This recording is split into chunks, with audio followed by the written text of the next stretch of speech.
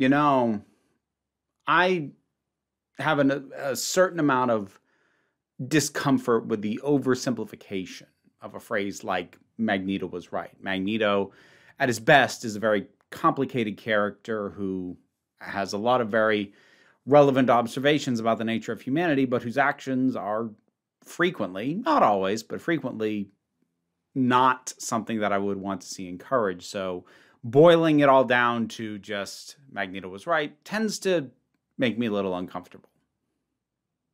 That having been said, sometimes hearing it said is what I just need cathartically.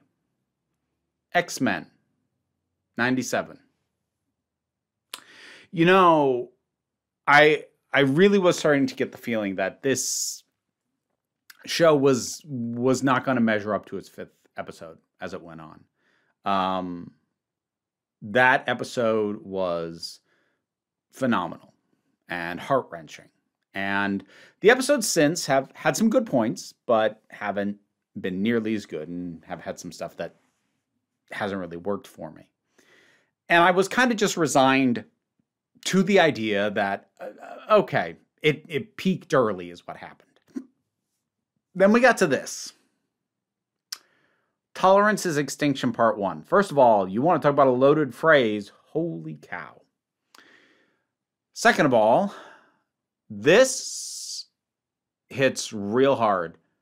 And this does, I think, a very smart thing when it comes to depicting any kind of allegorical minority group or allegorical bigotry.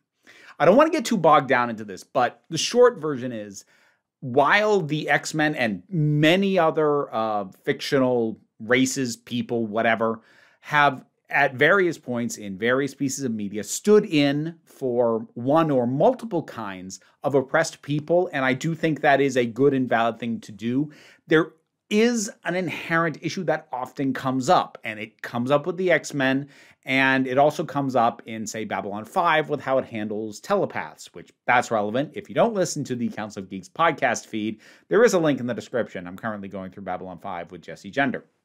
But the hazard is accidentally reinforcing negative aspects of the way that minorities are talked about. So to use mutants in the X-Men as an example, I don't think it's an inherently bad idea. In fact, I think it's generally a very good idea to give them a perspective and a place in the world that can mirror a lot of actual bigotry.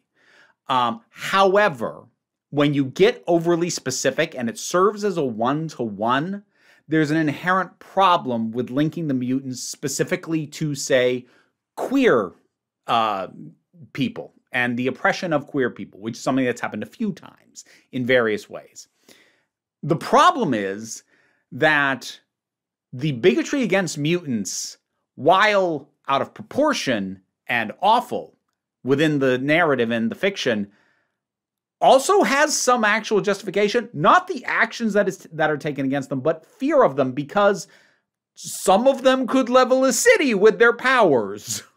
So in an odd way, if you make them the equivalent of queer people, then you are saying, like, look, they are being oppressed and harmed and there's bigotry against them. Also, like, they are kind of inherently dangerous.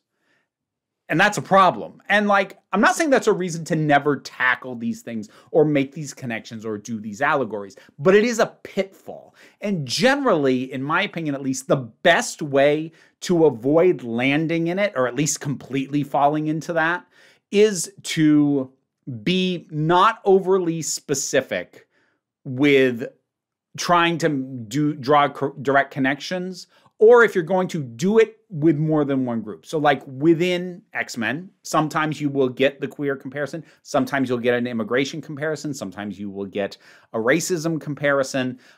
It can go various ways. That can help, although that, again, kind of runs the risk of squishing all bigotry down and treating it all like it's the same thing, and it's not like it's all bad. All bigotry is bad. But the way in which it manifests is not the same across the board, even though there's a lot of overlap. But another way to get around The kind of inherent problem, which is what this episode does, is to focus less on the group being oppressed and more about the tools of oppression used against them. Because those are going to be relevant regardless of what the specific allegorical oppressed group is and what they're meant to represent. So regardless of whether you view mutants as an allegory for queer people, for Jewish people, for black people, for whatever, regardless of it, heck, for neurodivergent people, autistic people, crying out loud, you can do lots of things with it. But regardless of that, if you shift the focus from how they are like that group and instead put it on the hatred that is applied against them and the tools of that oppression, that will hold up and avoid a lot of the issues. And that is exactly what this does. I kind of criticize the injection of the character of Bastion as the new villain for a couple of reasons. One, I thought it kind of sidelined Mr. Sinister before he got to do anything. Some people pointed out that if you view this primarily as a continuation of the original franchise, Mr. Sinister got plenty of stuff to do. So this is like a returning, smaller role rather than he just got introduced, now they're sidelining him. And I get that, but as I frequently say, I can only speak for the perspective that I have. And this perspective that I have is someone who only watched the original animated series sporadically and doesn't have a ton of nostalgia for it. I came in on this, so I gave you the perspective that I had. I'm not saying your perspective is invalid. I'm just saying I hope you don't think mine is either. Because if you're saying I have no business watching or talking about this unless I watched 5 seasons of a show I didn't really like, no. No. Pay me. Commission me to do that. Otherwise, no, you don't get to dictate my schedule. And if you think that invalidates my opinion, don't watch me. Come on. But regardless, even aside from, God, my voice did a crack there. I don't know what that was. I've had a long day and I'm tired. That's what that was. But even setting the Sinister thing aside, like Bastion, I'm like, I could barely remember him from the 90s. And I looked him up a bit. And I'm like, oh, that doofus. Okay. And I wasn't that thrilled with the notion. And I still don't necessarily think that Bastion is inherently a particularly good villain.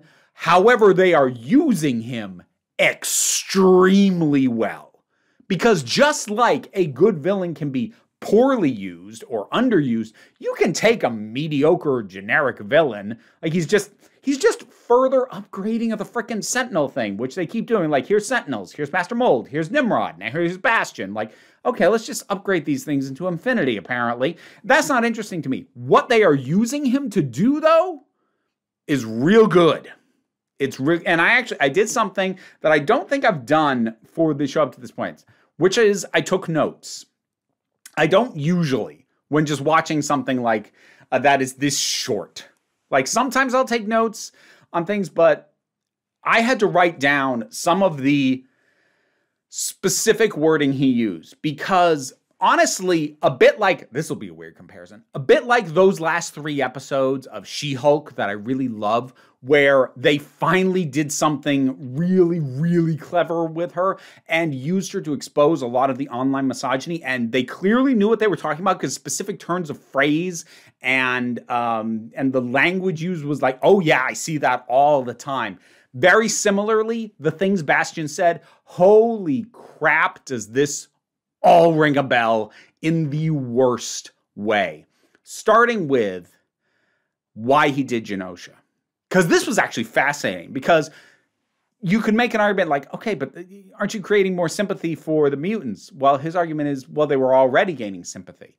But this is so massive, overload their bandwidth. Too much to compute. Because when your skin's not in the game, apathy is your answer. Now, this made me think of 2 things. The first being Trump. There was kind of a phenomenon, I forget if this is what it was called, but this sort of Trump overload.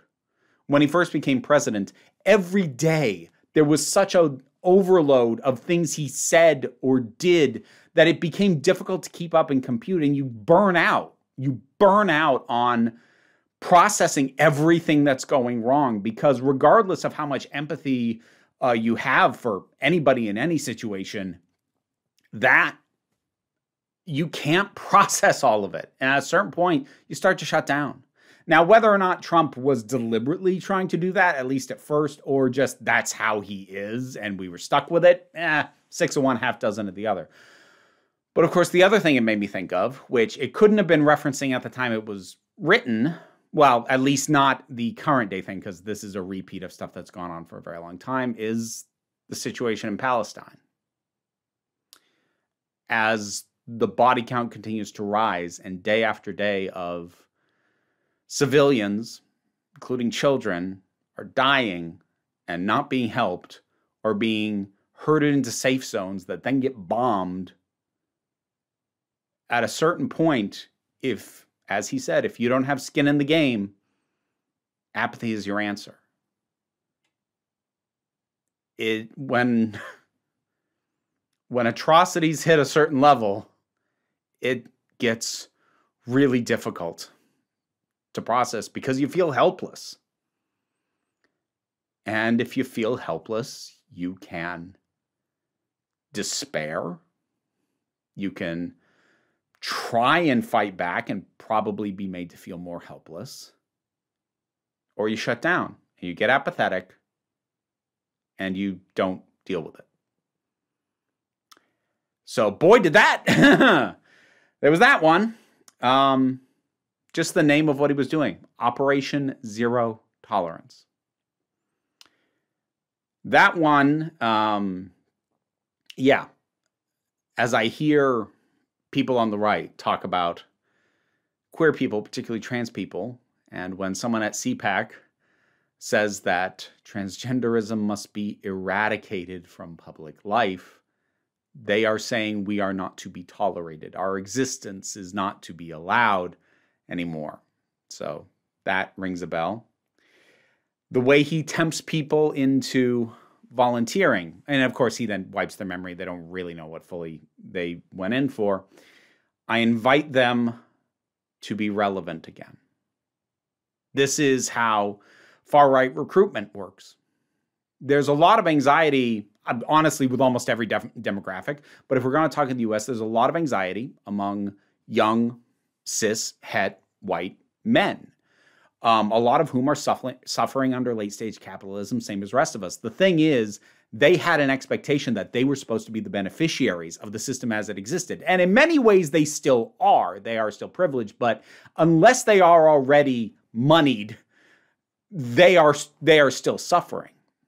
And they look at people of color or queer people or disabled people or whatever it might be, pushing for better representation, better understanding, rights, guarantees, things of that nature. And it's a meme. This is the future the left wants, and they'll put up whatever nonsense they put up. They feel like they are being erased and they are not relevant. And the way far right appeals to them is saying, hey, we'll make you important again. We'll put you on top where you were supposed to be. So that, and the tossed off line about like things that might set off the programming. A mutant flirts with them at a local dive bar. That's directly invoking the gay panic defense. And yeah, so there's that. Just the point that these people are all over the place. Hatred lives among us. Whether it is open or not, you can suddenly find yourself when something like Trump happens, which waves the signal flag that, hey, you can say the quiet parts out loud now, and suddenly you find yourself surrounded by people who openly hate you. And maybe they didn't like you before, but they weren't attacking you, and now they are. Yeah, that felt pretty real. The moment with Roberto and his mother, where the converted people, they put on the face of authority. Oh, we weren't trying to harm you, but you have to come with us. And his mother tells him to stand down and just go with them.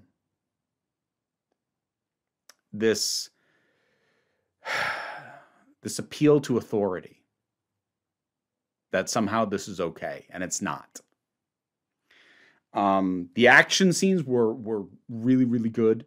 Wolverine had probably the best showing in this episode he's had so far.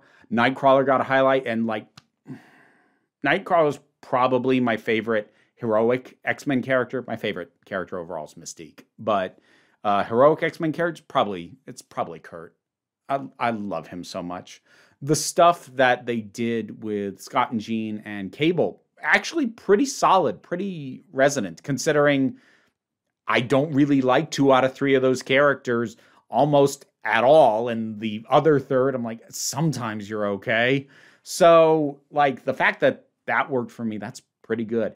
It's not flawless. If there's one major criticism that I have, it does suffer from, I've heard it described a few ways, the conservation of ninjutsu, or what I've usually thought of as the inverse ninja theory, the inverse ninja law, which is that you establish something, like ninjas are the standard within the trope, but like here it's these sentinel cyborgs. You establish one as being immensely powerful and extremely dangerous, which they did last episode with Bolivar Trask. And now you have so many of them. So like it should just be over. If they are all as tough as the one that we saw last episode, and Bolivar Trask was not shown to have a specific weakness that they now know and can exploit. They're clearly still getting overwhelmed. I think they overdid it. Like in terms of the messaging, like that message I mentioned before, hate is everywhere around you. And once it starts getting expressed openly, you feel surrounded. Like that's all super valid. I think raw numbers of how many they were putting on screen, I think they overdid it a little.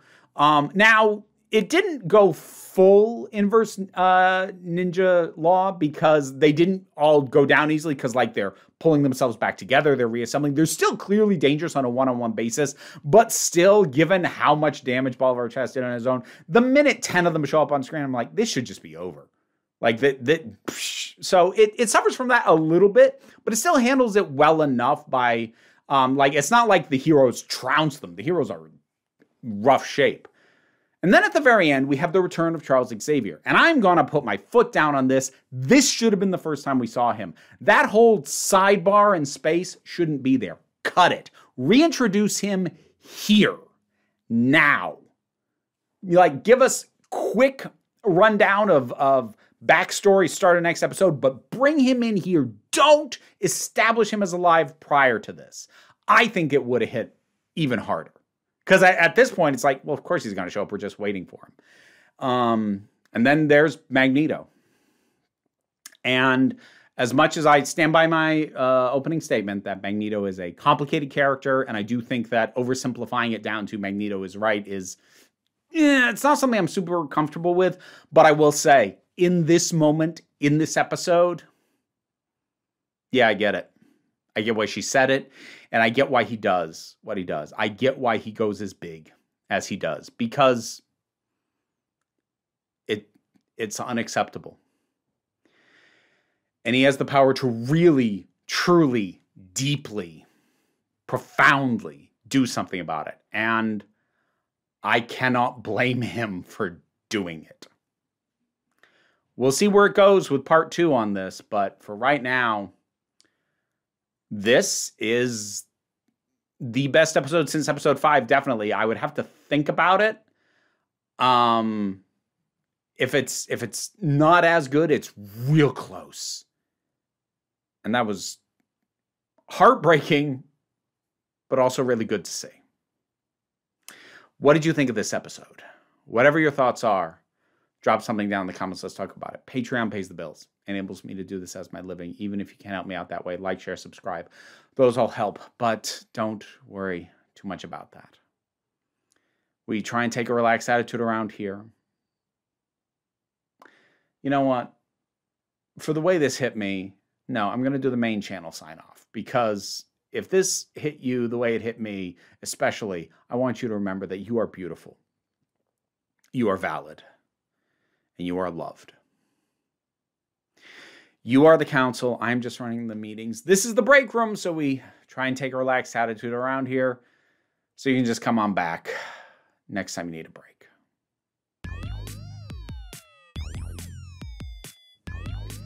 Now to thank my highest supporting patrons: Robin Moore, Zubin Lutfula, Goddess Elida, Oliver B., Tarak, the thing that goes doink in the anime, Fare Forit, Ulrich Bogdan, Loki Eris, Melinda Walters, Jen, AuntieKate808, Becky Sparks, Fernabilax the Poodle, Tracy Scrabbit, Angry Casperl, Dave Hall, White Bearish, Rosalind Bennett, Toku Bluhuvian, Pao Barabajago, and Mariji. Thank you for your support and for keeping me and these guys fed. What are you doing?